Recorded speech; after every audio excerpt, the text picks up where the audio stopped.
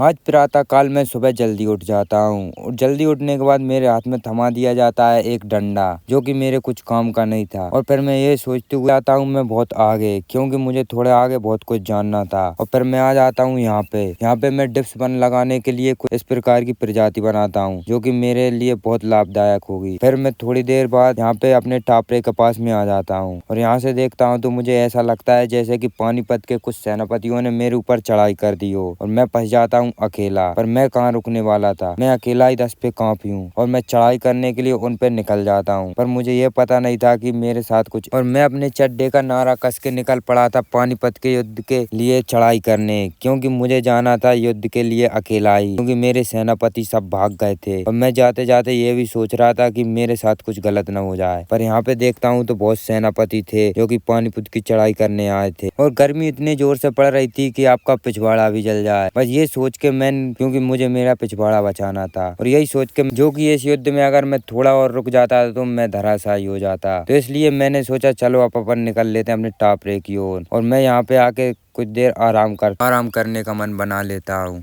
और मैं टापरे के पास पहुँच के थोड़ा आराम करने की सोच ही रहा था, तब तक मुझे आ जाता है कॉल कि घर पे आना। मिलता हूँ नेक्स्ट ब्लॉग में, आज के लिए इतना ही।